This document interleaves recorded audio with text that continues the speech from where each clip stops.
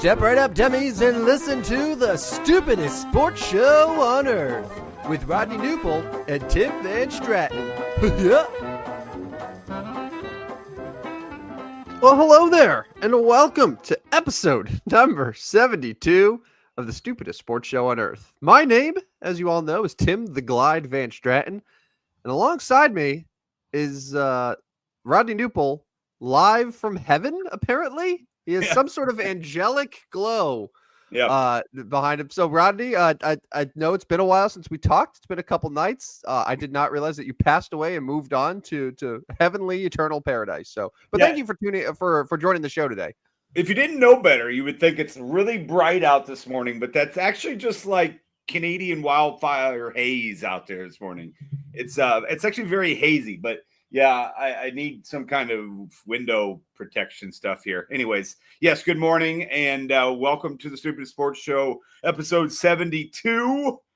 And boy, do I have a surprise for you today. Yeah. I blindsided you on Tuesday with some blind rankings, and I joined the room today, right before the show, and saw that you prepared today's show, which included blindsiding me. With blind rankings. Yeah. And we're going to do NBA head coaches. So good luck with that. And I did basically come up with, so I picked the 10, but I put them in random order. Put them in a randomizer is what I did. So I had no say in what order they were. I kind of tried to take it like you did, where I have a few established, don't spoil it. Don't spoil it. You established a few young ones. There we go. All right. I want as little information as possible. I want to honor the sanctity of the blind rankings that you stole from me, which I stole from someone else who stole it from someone who did this 15 years ago. Correct. And got no credit. That's basically how sports talk goes these days. Is somebody hears something they like and they're like, I got an idea. We could do that. And just it is what it is. But I made a career out of that on the radio. Yeah. That's a fun thing to talk about. And there you go. Because a lot of times, I mean, you did it before I did, so it's like, I got to talk for an hour straight in 3 minutes. I should probably figure out something to say. Figure it out. Yeah. Let's start today with those Indiana Pacers, man. The yes sirs. The Indiana Pacers absolutely cannot and will not die. Like, several times last night, it looked like, okay, they're competing-ish, but they just can't quite get there. They led for 0.3 seconds last night as Halliburton hit the game-winning shot. We're going to get to Halliburton here in a minute, but thoughts on the Pacers Thunder game one, and does it change your series thoughts? Obviously, it does some, but where are you heading here with Indiana Pacers, Oklahoma City Thunder? I mean, I still take the Thunder overall, but it kind of has to change a little bit, right? Because it's at a point now where you look at the Pacers and you say, my God, if you're not up by 25 points, they're in it. Like, what is the number if you're the Thunder or any team that's playing the Pacers? What's the number of points that you need to be up by before you start to feel like, you know what, we don't have to play too chaotic. It's all right. We have a good lead. I'm feeling good about this game. What's the number? Because OKC was up by as much as 15 yesterday with I don't know, I think they were up 15 with maybe just under 8 minutes left, something like that. And at that point it was like, okay, it's done. Like, in my mind, it was done. Clearly 15 is not enough though. Like, what's the number for you? I mean, fourth quarter, you better get up 20, right? I mean, but if you're up 20 at half, that's not enough, right? I mean, Indiana obviously shown that they can score in bunches and apparently get enough stops to stay in game two. That's kind of what surprises me, is that Oklahoma City didn't score enough to keep that lead. Now, what was it, 111, 110? So it was right around the number that we talked about on Tuesday's show. But I think it's got to be like 20 in the fourth quarter, and you're kind of at that point where it's like, okay, I think we're going to win, but we still better at least try and keep our starters in here. Yeah, I don't know a good number, but every number that they've seen so far in this postseason, they're finding a way to erase. Can we agree that even before like the shot, right? And the ending, can we agree that this was one of the weirder games, like weirder NBA Finals games that we've seen in a while? Just it let's start from the beginning here, where the Pacers had 9 turnovers before the first quarter even ended. Yeah. They finished the game with 25 turnovers. The Thunder had 7. So a team that was minus 18 in turnover differential won the game on the road. They were down as much as 15 points. I think the largest deficit they faced in sort of that crunch time, that under 3 minutes, they were down 9 points with about 2.5 minutes left. Wild, yeah. But continuing on with the weirdness, where the entire game was seemingly the Thunder would be up by 11, then up it's down to 8, then it's back to 10, then it's to 12, but then it's down to 9. And it's like between that 9 and 13 point range for about 2.5 quarters. Uh-huh. And I just kept waiting and waiting and waiting for OKC to finally go on that 12-0 run. Suddenly it's a 22-point game, and it's like, all right, it's done. And it never happened. Never happened. Every single time that you would think that OKC, Lou Dort had 5 threes, right? Lou Dort would hit a huge shot. SGA would have an incredible move to the line. Every single time it was seemingly answered by Indiana on the other side. Obi Toppin was huge for them off the bench. He hit what? How many threes did Obi have? He was 5 for 8 from 3. He was huge. Miles Turner came alive in the second half. He hit some huge shots for them. I mean, like, that's the thing too. Like, Indiana was doing this without really getting anything offensively from Halliburton. Right. We're going to talk about Halliburton here in a second, but Tyrese Halliburton, at least to me, felt like a no-show for 47 minutes of that game. I mean, down the stretch, he wasn't even the one that had the ball. Nembhard was the one that was controlling the ball for them. Yeah, but to kind of talk about what you talked about just a bit ago, Oklahoma City didn't even play that poorly, right? Well, no, defensively they were great, and that's like, yeah, Indiana was sloppy, but OKC forced a lot of those turnovers. Yeah, they forced a lot of those turnovers. Defensively was incredible, but OKC also shot 36% from 3. Yeah, they shot just under 40% as a team. Your Chet Holmgren was terrible. Like, he 2 for 9. He was bad. And Jalen Williams was 6 for 19, so that's not great. Yeah, wasn't great. And SGA, he had 38 points, but he also took 30 shots. 30 shots, yeah. So, like, didn't love his shot choice. Cason Wallace they put him out there as a potential option to guard Halliburton, and he did okay. He did okay for them. I understand why they went small. Obviously, Caruso still played a lot of minutes for them off the bench, but like, really, like, Lou Dort was their only, and Hartenstein. Hartenstein played really well too. Lou Dort and Hartenstein were like the two guys who were very like efficient, and when it felt like they were out there, the Thunder weren't really letting bad things happen on the other side. But the Holmgren minutes, Wallace, Jalen Williams, like, they just weren't very sharp. It was weird. Yeah, I find it interesting. Such a Pacer stat last night. Pacers with 6 guys scoring double figures in the game, and 3 of them with double doubles. 3 guys with double doubles last night. Siakam 19 and 10, Nesmith 10 and 12, and Halliburton 14 and 10. That's what the Pacers have done. We talked about this. Like, they drive you crazy because everybody they put on the floor can score or rebound or pass the ball. But yeah, six guys, and their highest score was 19 points. Like, you don't get that real often in an NBA Finals game where, like, you win a game, you score 100+ points, and you only get one. You don't even get a guy at 20 points. Like, that's pretty rare. I'd like to see that, actually, see that stat. How do both of these teams have 18 guard/wing combo players? Right. Like, yeah, right. They all have the same exact player. Every single guy that OKC has in their rotation is seemingly one of those like tweener guard wings who can, like, it was like a 3-and-D guy, and then Indiana the same thing with Nemhard, with Neesmith, with Matherin, with Shepard. Like it's crazy that they all have this like similar player. And I think we saw it last night. Like when we talked on Tuesday, a big point we were trying to hit was that these two teams are very evenly constructed. Like the way the rosters are constructed, just OKC is pretty much better at all the spots, with the exception of like that stretch 4 where it's Siakam, you take over Jalen Williams. Right.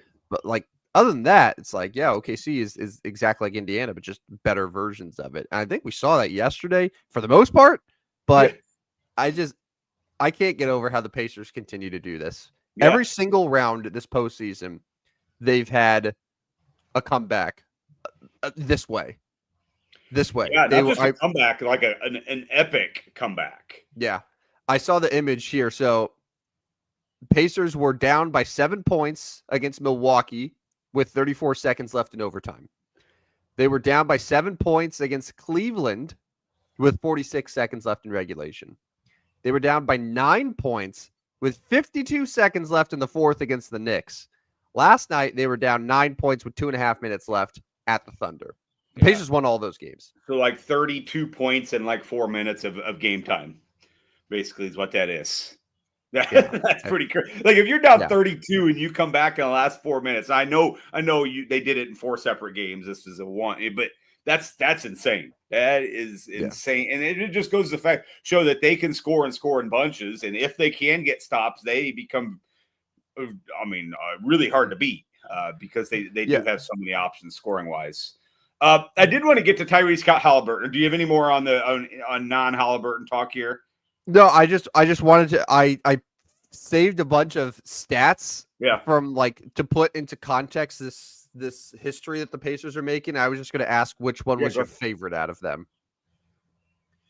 I mean, I like that last one a lot. Like 4 games and all the different times that they came, because I did the quick math in my head. Again, it was like 32 points comeback in 4 minutes. Like literally like 8 points a minute. They gain. They don't just score the 8 points a minute. They're gaining in an NBA game where that's Giannis, that's Tatum, that's not Tatum, like Mitchell and the Cavs. Mitchell, and then it's Jalen Brunson and it's SGA. Like it's not like they're going against the best of the best here. Like three of those were on the road too.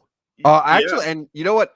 So the Cleveland comeback. That was game 2. Yeah, so that was Cleveland. Game 2. The Knicks one was game 1, and then last night was game 1 as well. Yeah, so they're doing this. They're doing this early in the series. Yeah, early in the series and on the road. It's impressive.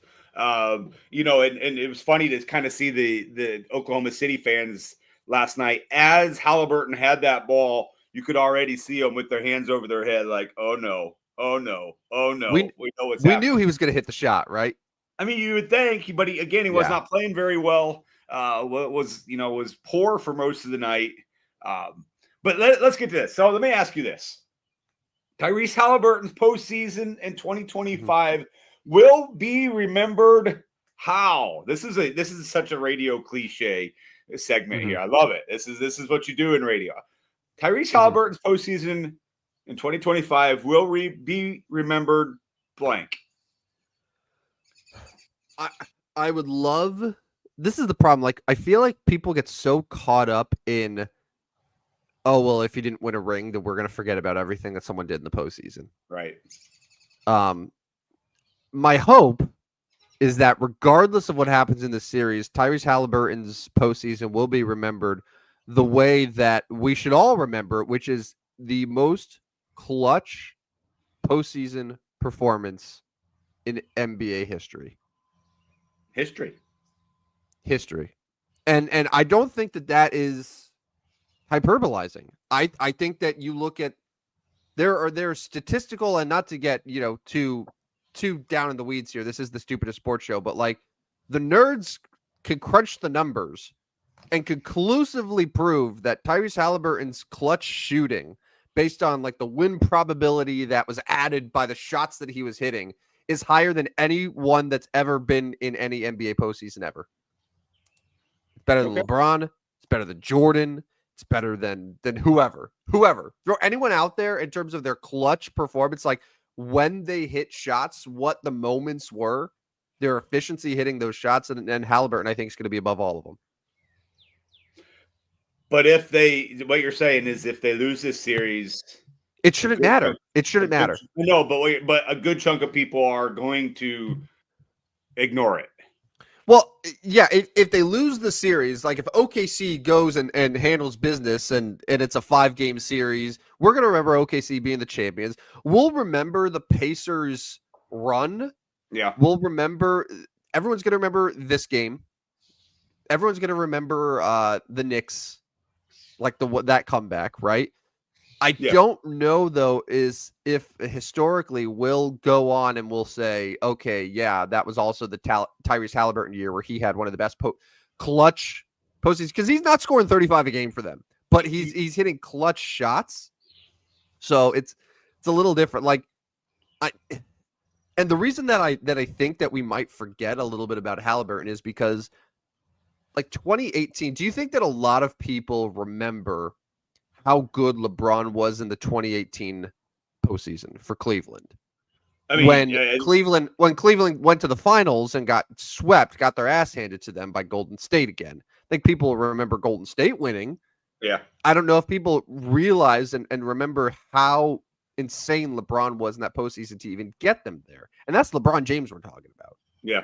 No, I think a lot of people forget that, and obviously you have the whole LeBron hater side, so they want to forget that, and they want to see he couldn't get it done in the finals. But so that's to my next point here. What if the Pacers do win the finals, and Halliburton does not win Finals MVP? So he doesn't win Eastern Conference Finals MVP. It would be remembered. It'd be remembered. It'd be remembered. Like, I think so. Yeah. We didn't really talk about this on Tuesday's show. Did Halliburton get screwed from the Eastern Conference Finals, or do you think Siakam deserved it? It was pretty close. I would have been fine with either one. I was fine with Siakam. Do they not give co-Eastern Conference MVPs? I mean, is that very rare? I would assume so. I'd be shocked if they did. Yeah, because it would have seemed like an opportunity to do both, right? Because I don't know as if you could have a distinguished, definitive argument between the two. I did see the video where Halliburton looked like he was pretty shocked he didn't get it, but where I don't know. He was like, "Oh, hold on." He's talking to someone. He's like, "Oh, hold on one second here. I might need to collect my trophy here." Is that what you're talking about? Didn't win it, but so I find that interesting on Halliburton, and I'm now curious how the rest of this series is going to go. Now they have 2 days off. They don't go again until Sunday. It's the goofy NBA Finals taking 2 days off. Game 3 is 2 days later on Wednesday. They love to drag this out. Game 4 on Friday. Game 5 on Monday the 16th. 2 more days off for Game 6 on the 19th, and 2 more days off until the 22nd. NBA Finals Game 7 will end on the 22nd, so 16 days from now. But that gives us some content here in June, I guess. It gives us some content. But doing it for the podcasters. Final prediction of the day for this series. You can change. I can change too. We both took Oklahoma City in 5. No. Yeah. Let's go the distance. I'm going 7. I'm going 7. 7. Yeah, I'm going Oklahoma City in 7. Indiana's going to find a way at home, and maybe 2 wins at home, and maybe I don't. They don't die. It's going 7. 2 wins at home, Rodney. Then you're talking about Indiana being up 3-1 in that series. They could grab Game 6. Oh, that's right. Yeah, they could grab Game 6. So Oklahoma City wins Game 2. Indiana grabs Game 3. Oklahoma City wins 4 and 5. Indiana grabs 6, and then it goes Game 7. I'll say Thunder in 7 now is my updated prediction. I'll push it to 6 for me. Thunder went on the road in Game 6. Okay. Let's see. What if I told Dan? Dan has a couple texts here. When stacking up all-time playoff performances, regardless of which team wins the title, Halliburton's postseason will be underrated. I probably agree there. I would tend to agree. And what if I told you SGA has 99 more free throw attempts this postseason than Halliburton? I don't think either of us would be surprised. We know this is the game that that it's not SGA. Halliburton's game either. He doesn't. He's not going to attack the basket. He's a true point guard. He's a distributor. He shoots outside. Like, his game is totally different than SGA's game. In fact, Halliburton did not shoot a free throw the entire game yesterday, and in game 6 against the Knicks, shot 1. So the dude's just not getting to the free throw line. Yeah. By the way, I pointed that out yesterday during the game where early on in the fourth quarter, SGA had 2 free throw attempts. Yeah. So, like, all the foul baiting free throw merchant complainers and whiners, like, were awfully quiet yesterday. And you know why I think I liked yesterday's game, though? Like, it, at least, later on in the game, you had more free throws, but it felt like the first 3 quarters, like, we weren't seeing constant stoppages and getting to the line. Like, there was a good flow in the game. Like, the game flowed really well. Can I have a couple more? I have a couple more finals thoughts and observations real quick. I tweeted this last night. One thing that is going to be completely forgotten about yesterday's game is the fact that Pascal Siakam went to the free throw line and missed 2 free throws. Yet the second one was whistled dead because of a OKC lane violation that allowed Siakam to get another free throw attempt, which he made. In hindsight, Rodney, that 1 point ended up being pretty damn important in this game. Because if they don't call a lane, and it's funny, Mike Breen on that says you can watch years of playoff basketball and never seen a lane violation called. Like, he was like, wow, this is so rare. If that doesn't happen and it's just normal 2 misses for Siakam, Halliburton's shot ties the game. Yeah. And then we go to overtime, and who knows what happens there. Like, we're going to forget that completely. But that was a pretty damn important moment. And you can look at other moments too. Pacers had, I think, back-to-back possessions where, at the end of the shot clock, they were able to get a point. Like, Siakam caught a blocked 3 and was able to just put it up right under the basket right before the shot clock expired. To say that, like, there's all these little moments that you can look at throughout the game that led to their comeback. And I think that's what the Pacers do well, is they take advantage of every opportunity they get, whether it is at the end of a shot clock, end of a quarter, or whatever. Because it's coaches talk, it's coaches cliche here, but like, all 48 minutes matter, and we saw that 0.3. They led by 0.3 seconds. That's amazing. Mm-hmm. And then one more thing, and this is not really game related, but I just need to throw this out there. And I saw a lot of people online pointing this out and complaining, and I'm in total alignment with them. What happened to when you turn into an NBA Finals game and you see the Larry O'Brien logo at half court, and you see the starting lineup introductions, and you see the anthem, and you see the finals logo on the court or on the uniforms? We used to see all of that. Yeah. Last night, besides them saying in the scoreboard, "Oh, the finals presented by YouTube TV," would you have any idea that it was an NBA Finals game? Yeah, that's a good point. It seems to have gone away. You're 100% right there. Like we're putting so much effort into the NBA Cup with court designs, with all these things to make the NBA Cup feel huge, but that doesn't necessarily mean we have to take away from the NBA Finals.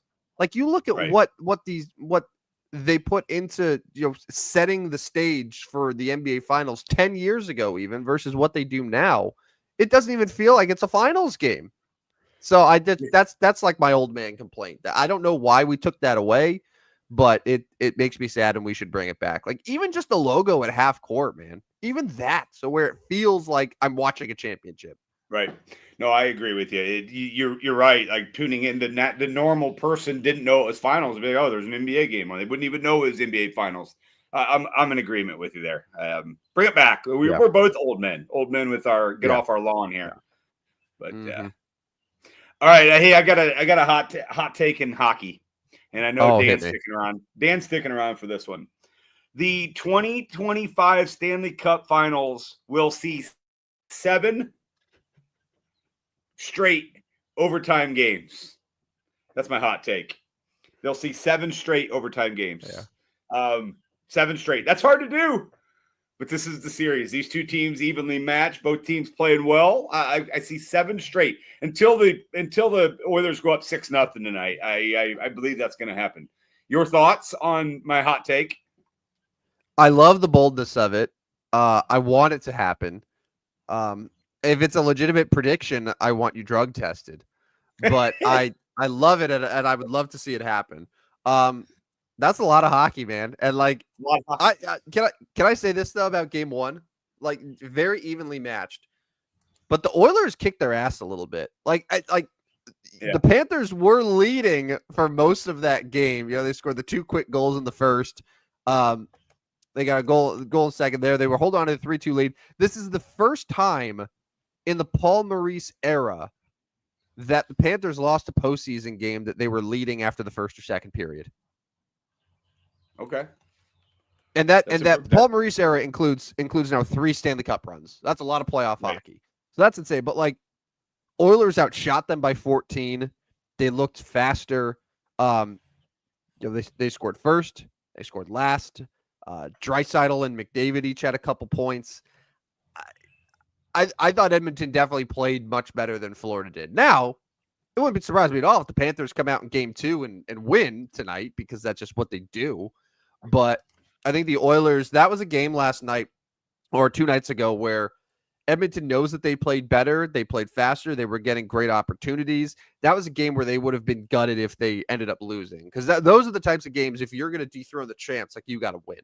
And right. Edmonton was able to do that. But so on the other side, though, Florida's got to feel, hey, like, we're right there. Like, okay, yes, we're down 1-0 in a series. We lost at home. They needed this one more than we did. If you're Florida, now, play well tonight. Now you got a chance to even it back up before you go to Sunrise. So, but obviously I'd have to get good odds to bet this, but I do think we're going to see multiple. Should I say it 7 times? Multiple overtimes in this series. We'll see at least one more. At least. Emphasis there. Because I don't want to undercut your take, because I really like your strong take. But we will see at least one more game go overtime. You know what would be great if this series has a Game 7 that does go into overtime. Yeah. No, it would be. It would be. Ron is joining us today. Good morning, Ron. Thanks for joining us. He's on vacation. It's so funny he says this, because you're so right, especially if you have children. I know, Tim, your vacation is a little different than mine, but on vacation this week, so that means I cannot do anything I want, right? Like, that's sometimes so right. Like, you go on vacation and then you want to, like, go on a vacation from your vacation because you just want to do your normal stuff. And I agree with you, Ron. You can't watch sports. So yesterday, Ron, the Cardinals split a doubleheader. The Thunder choked a game to the Pacers. And 2 nights ago, the Oilers beat the Panthers in overtime. There you go. You're caught up. You're caught up. You're acting like the guy's been, like, away from all sort of technology and hasn't. You don't think he got a score notification last night for the game, man? He's literally watching on the internet right now. What do you think vacation is? I'm just giving him caught up on the last 2. There you go. See, thanks. He thanked me. It was a pity. It was a pity. Thanks. It was a pity one. Anyways, Ron knows exactly what happened the last 24 hours, man. All right, so that's my hockey hot take, and I didn't get this one on here. The one guy that wants this to happen, of course he does. Sign me up. He wants 7 overtime games. Anything that means more hockey, because once the series is done, he can't watch any hockey until October. Yeah, he wants as much as possible. Yeah, there we go. Dan signed me up. And we got to get to all the comments today. My wife is on a walk, so I have my phone in my hand. Right? Like, she's got to leave the room, and then you can find out what happened in sports. Like, oh, that's funny. That's so true, too. All right, let's move to the next topic here. Are we done with Stanley Cup for now? I think so. Yeah. I think so. All right, so on Tuesday, for those of you that are just tuning in or did not hear episode 71, on Tuesday, Tim gave me a list of 10 NFL head coaches. They were random, some good coaches, some new coaches, some struggling coaches, but 10 guys in a completely random order. And I had to, as they came in, place them in a spot. Tim's going to do the same thing, 1 through 10. So when I say a name, he's got to put them in order. No other names have been said. He's got to put that coach in a spot 1 through 10. I'll give him 10. We'll see how he does at the end. My list was pretty good on Tuesday. It was good. It was good. And that's so next Tuesday's show, I want to compare our two lists because I'll have my list. We don't have time today, probably. I'll compare my NFL list to your NBA list and see how we did. But are you ready, Tim? Are you ready for that? I hope that they're all coaches that I know because I feel like we know NFL head coaches a lot better than NBA ones. But you know what? I host the show. I consider myself an expert. So let's do it. I do think you're gonna know these. I do think you're gonna know all these guys. All right, here we go. You ready? Yeah. First one. Nick Nurse of the Philadelphia 76ers. I like Nick Nurse. I really do. He is a champion. I do feel like you'll have some better coaches here, but I don't want to give Nurse too low of a ranking. So I'm going to put him at 4. Okay. I'm going to go Nick Nurse at 4. Okay. Next up, Steve Kerr of the Golden State Warriors. Oh, it's not a ton of coaches. I mean, who would you take over Steve Kerr right now? There's probably one guy I would confidently take over Steve Kerr. So I'm going to put him at 2 and hope that you have who I'm thinking of on the list. So Nick Nurse is 4, Steve Kerr is 2 so far. Yeah, I'm already nervous. All right. Number 3 from the Atlanta Hawks is Quinn Snyder. Yeah. Okay. I mean, Quinn Snyder's actually a pretty underrated coach, but for this list, I have to assume that there'll be some guys better. So I'm going to put Quinn at 7. Okay. Next up, the new Memphis Grizzlies coach Thomas Iasola.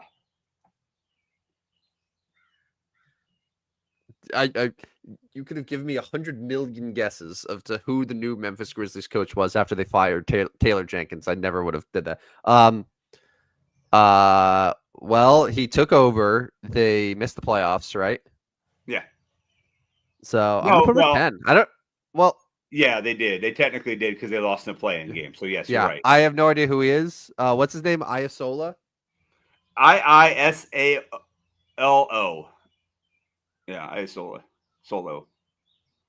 Okay, yeah, I'm gonna put him at 10. I have no idea who he is. So 10. Good. So Nick Nurse at 4, Steve Kerr at 2, Quinn Snyder at 7, Thomas Iasola solo at 10. All right, let's move on to Chris Finch of the Minnesota Timberwolves. I like Finchy.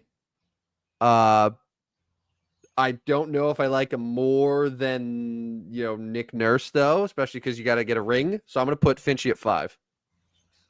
Okay. I think you're off to a good. I really think you're off to a good start here. We'll see. Yeah. There's still a lot of time left. We're halfway through the list here. A lot can change. So you have 1, 3, 6, 8, 9 left. 1, 3, 6, 8, 9 left. Yeah. All right, we move on to the 6th coach on the list, and it is Joe Mazzulla from the Boston Celtics.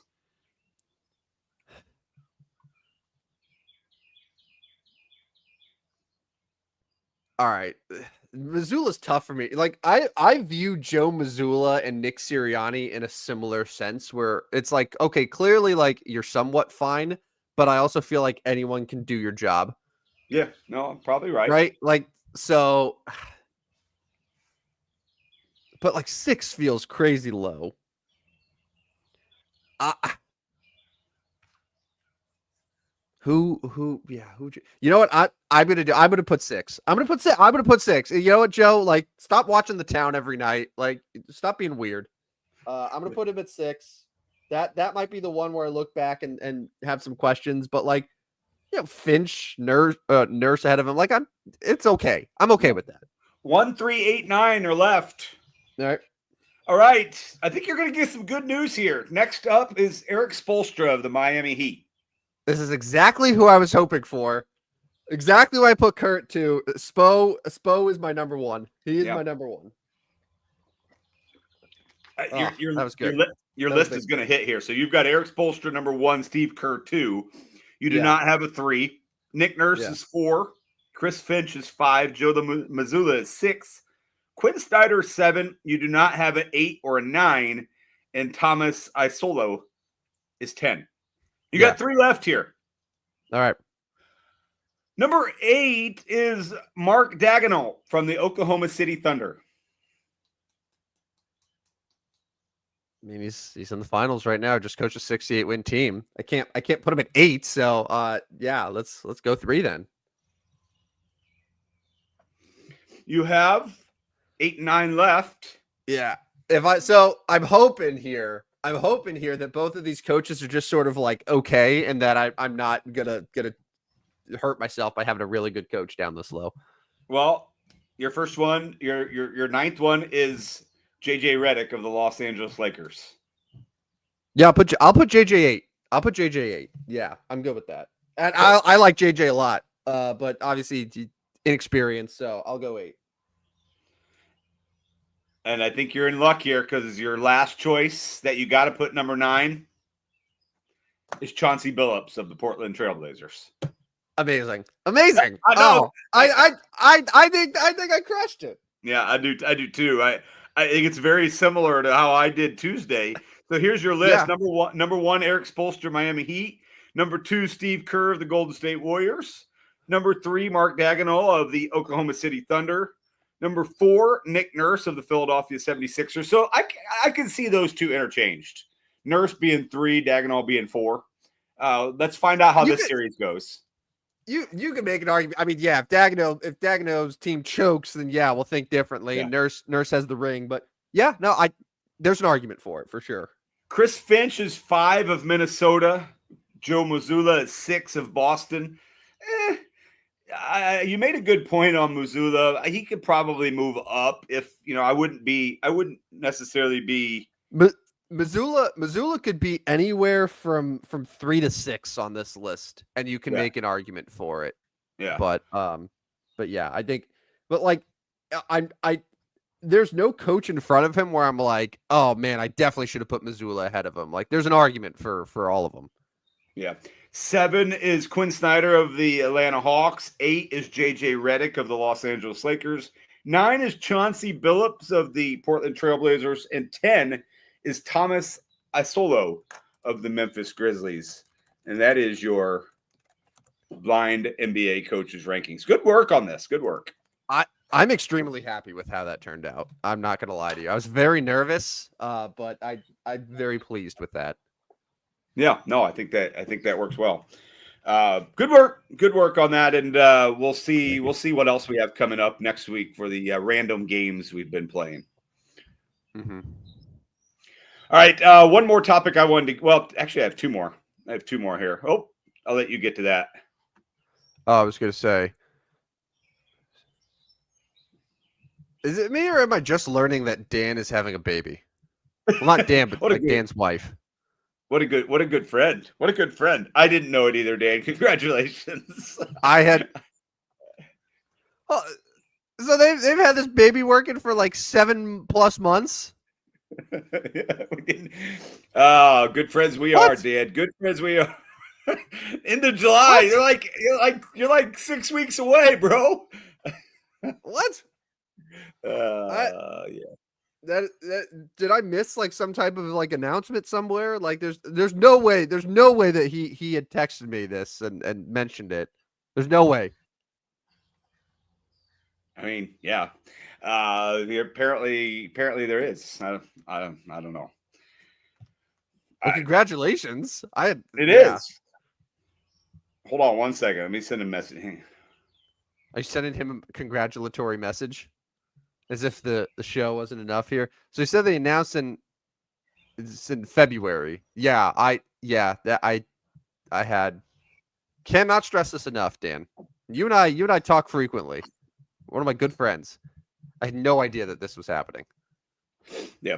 I'm not All upset. right, I'm not upset about it. I'm not upset about it. I'm just pointing out because I didn't want you to feel like, wow, Tim and Rodney have not mentioned anything to me in the way of congratulations, whatever.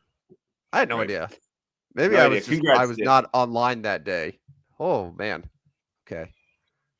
All right. Congratulations. Yeah.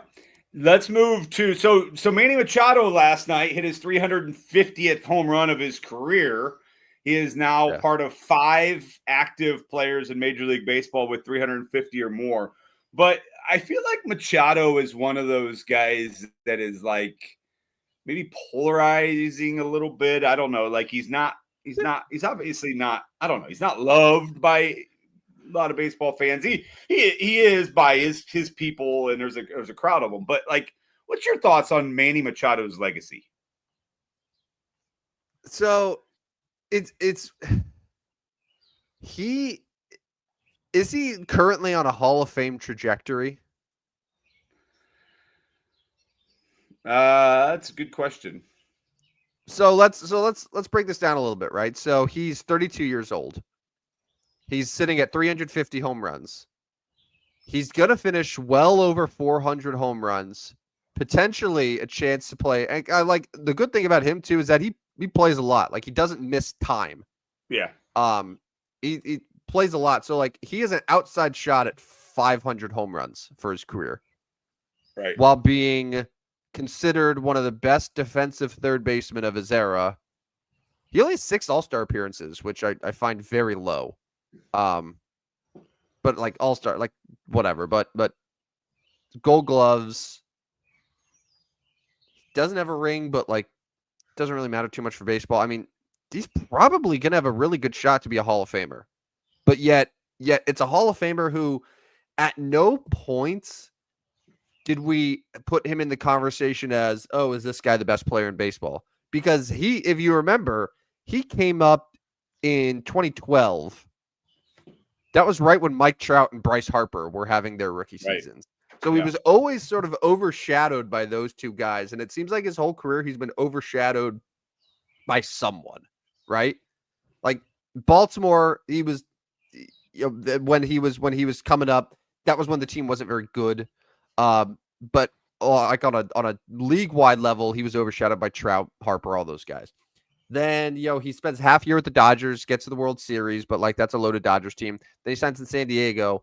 And by the time that San Diego really got good, Machado wasn't the face of that team. It was Fernando Tatis. It's like Machado was once again overshadowed like by his own teammate in terms of, who's one of the best young and great players in baseball. So he's had a very, I'll say like a very underrated, consistently good career. That I think when it's all said and done, we're going to look at the numbers and it's going to be a little similar to Adrian Beltre, where like later on in his career, we started realizing, oh shit, Adrian Beltre is going to be a Hall of Famer. Like, I think that's where we're headed with Manny Machado, because you assume at 32, he's got a lot of baseball left still. Yeah, for sure. So let me ask you this one. I said he's one of 5 guys with 350 plus home runs in his career that are active right now. Can you name those other 4? Or have you seen? So say that again. I'm sorry. So Manny Machado became the 5th current active player to hit 350 plus home runs. Okay. So there's 5 guys right now with 350 or more. Can you name the other 4? Active players. Okay. I think Trout has over 350. Trout is one of them. Yes. Okay. Does Freddie Freeman have 350 yet? Freddie Freeman is one of them. Okay. So it's those two. Trout is 2. Freddie is 4. You need 1, 3, 1 and 3. There's somebody with even more, with the most.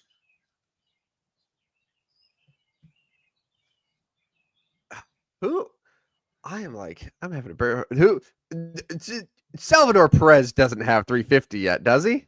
He does not, and I could give you a slight hint, and this would really give it away to you. Hold on. What about Nolan Arenado? He's not, but he's at 348. He's okay. Paul Goldschmidt. Paul Goldschmidt he's third on the list. Okay. So I'll I'm give still you missing number one. Yeah, I know, but I'm going to give you a pass because he's currently out. He's out. How out are we talking? Like out, not playing. I don't know when the last time he played is, but you would probably know this because you follow this team. Oh, Stanton. Yeah, Giancarlo Stanton. Yeah. Stanton had, I believe, 429. I said, Arenado, Harper, and Judge will all get to 350 this year, though. So, I mean, obviously, pending Arenado needs 2 more. I think Harper just needs like less than 10, and Judge is going to get to like 700 this year on his pace. So, so Giancarlo Stanton, Mike Trout, Paul Goldschmidt, Freddie Freeman, and now Manny Machado, all with 350 plus home runs. That's a much smaller list. It's funny, right? It's like, oh, this is the power hitting era. Everyone's hitting home runs, but yet we don't have guys in the league right now who you're like, oh, they're for sure going to hit over 500. Like, so real quick, out of that group, who do you think gets to 500? Out of those Stanton, 5 currently? Yeah. So let's start at the top. So Stanton is the closest. 429. Yeah. But 71 more. He's 35 years old. I think he's going to finish just short. I think he's going to be like 470, 480, around that range. Trout. I mean, gosh, I don't think Trout will. Guy can't stay on the field. I don't think he will. Goldschmidt's not going to make it. Freddie's not going to make it. How old is Freddie? Freddie is also Freddie Freeman. I looked him up yesterday because he's got over 2,300 hits right now. Freddie's 35 years old too, dude. Okay, so I think is Freddie close to 3,000 hits? Is that even the conversation? He's at he needs 644 more. Yeah, it's a lot of hits. There's a lot of hits. Speaking of Freddie Freeman, man, I feel like every time he steps up to the plate, he's just gonna rope a double opposite field. Every single damn time that guy's up at bat, he just gets. So I hate it. He's in St. Louis this weekend too. So that's not going to go well. It's Sonny Gray tonight against Freddie Freeman. But so I think what we're saying here is Aaron Judge is going to be the next one to get to 500. I think, but even that's not a guarantee because Aaron Judge is also older than you think he is. I mean, he's 33. But I mean, he's not too far behind Bryce Harper. He's going to hit more than Harper over the next. You would think 5 years. Obviously Aaron Judge the last few years has been at an incredible pace. Yeah. But also, like, we're assuming that he's going to be hitting 40 plus home runs a year well after 35. Right. That's kind of crazy. It's crazy to think that's that tough. The days of 500 are struggling. We're not getting to 500 nearly as much as we used to. In a power hitting era. Yeah. One more stat on Manny Machado. He is now 101st all time in home runs. One more and he'll be top 100, tied with Dick Allen. Remember Dick Allen? No, me neither do I. But anyways, I mean, I've heard the name, but I don't remember watching Dick Allen. I'm a little young still. He hit 351 career home runs. All right, hey, one more topic I want to get to real fast. Phil Mickelson just yesterday was doubling down on the Live Tour, saying what is happening is working. They're getting global events and they're getting, guys to play when they want to instead of when they have to. 2 minutes on Live. Is Live living up to the hype that you think it should be? Well, I had very, very low expectations for Live in the first place, and it's somehow under-delivered on those expectations. No, it's not working. People have gone to Live. They've immediately faded into irrelevance. I think the only person that's gone to Live that has still remained in the real golf spotlight based on their performance is Bryson DeChambeau. And Bryson DeChambeau does a lot of his own publicity and running his YouTube channel and doing content that keeps him top of mind for golf fans. but no one else in Live has that same type of reputation right now. No, like it's a joke, man. Like it's a joke. It's a 3-day tournament where they're blasting music. They're all either in Middle Eastern courses or Trump courses. Like they're not. It's not at all competing with the PGA Tour, because you look at any PGA Tour event and their ratings. Like look at the Memorial this last weekend, and then compare it to any Live tournament that they've had. Right? Like it's not even close. And as far as, I like how you said Phil doubling down. If Phil Mickelson is doubling down or betting on anything, the smart play is to do the opposite of what Phil Mickelson is saying, because Phil Mickelson, historically, is not a good bet, just in general. So that's my thoughts on Live. Yeah, I would tend to agree with you there. Yeah, I just thought it was interesting. He spent like 2 minutes talking about how it's doing what it's supposed to do. He just doesn't know the timeline for when it'll actually explode. But yeah, it'll be interesting. So, all right, I think that's about all the topics I had today. Yeah, let's get to our Mount Rushmore 72s. Would it shock you if I told you that there is a legitimate, I think, Hall of Fame baseball player who spent his a good portion of his career wearing number 72? Who is that? Now, he didn't do it with the Red Sox, but he did it for 13 years with the White Sox. Carlton Fisk wore number 72. Yes, good call. Good call. Yeah. Okay. 1981 through 1993. So I'm going to go ahead and say Carlton Fisk, welcome to the Mount Rushmore. Yeah, 100%. NFL, we have Too Tall Jones. We have Matt Light. We have Dan Deerdorf. I know Dan Deerdorf more from his media days as opposed to his football playing days, which ended in 1983. But some solid linemen there. Too Tall Jones. It's a Super Bowl champ with the Dallas Cowboys. It's a good name, Too Tall. That should be my nickname one of these shows. Too Tall. Too tall. Too tall. No one really from the NBA, and then NHL. We have quite a few. Your former, I think it was started off as a Blue, if I'm not mistaken, Tage Thompson. Okay, that was the Ryan O'Reilly trade, right? Yeah. Yeah. So Tage Thompson currently wears number 72 with the Sabres. Stanley Cup winning goaltender, current Stanley Cup participant, Sergei Bobrovsky is number 72. Wow. So Bob, I think, is a real good shot to be on the list. Other hockey players, I see Thomas Chabot from the Ottawa Senators, Philip Keitel from the Rangers and Canucks. A couple other dudes with Justin Falk, wears 72 with the Blues. So I would say for sure Carlton Fisk. Yes. I would say for sure Sergei Bobrovsky.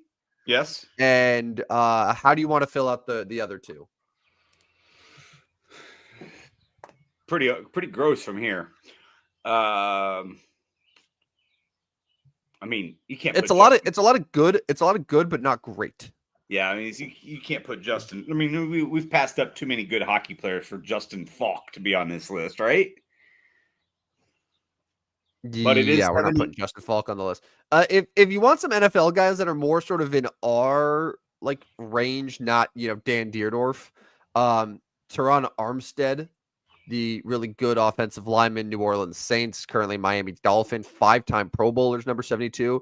This one, technically not high on the average, the career war or whatever it is for NFL, but near and dear to my heart, number 72, OCU Minora.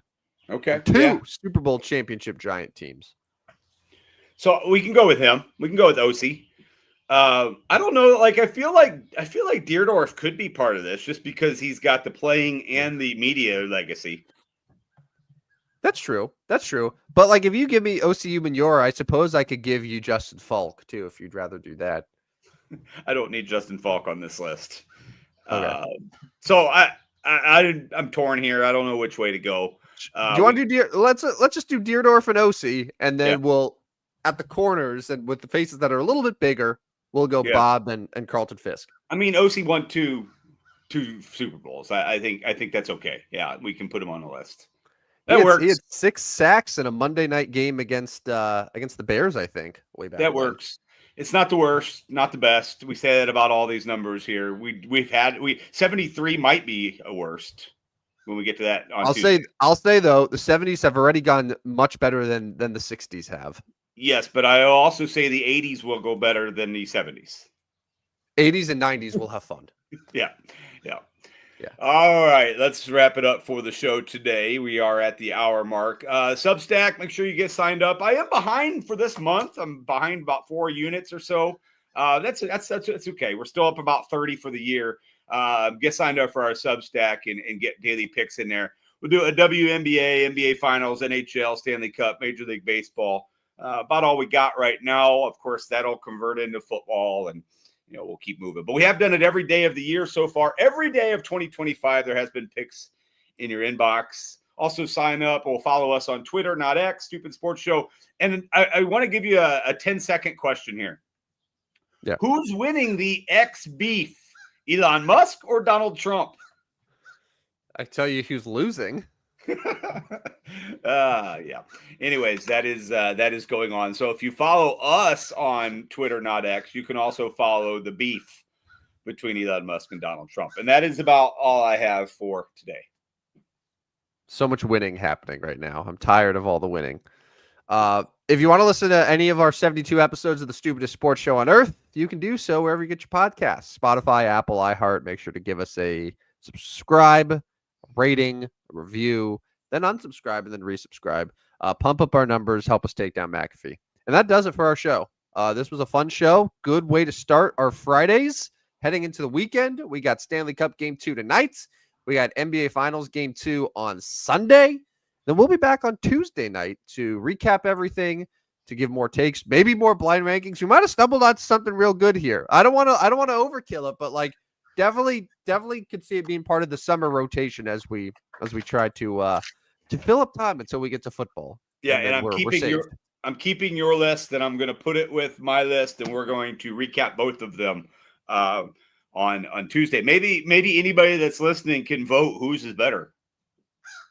We can put that on the polls there. I think that's a good option. So anyway, for Rodney Newpel and from his heavenly estates, this is Tim the Glide Van Stratton. We'll talk to you again Tuesday nights. This has officially been the Stupidest Sports Show on Earth. See you guys.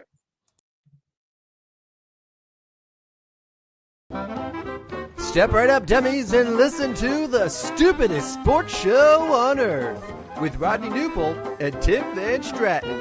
Yeah.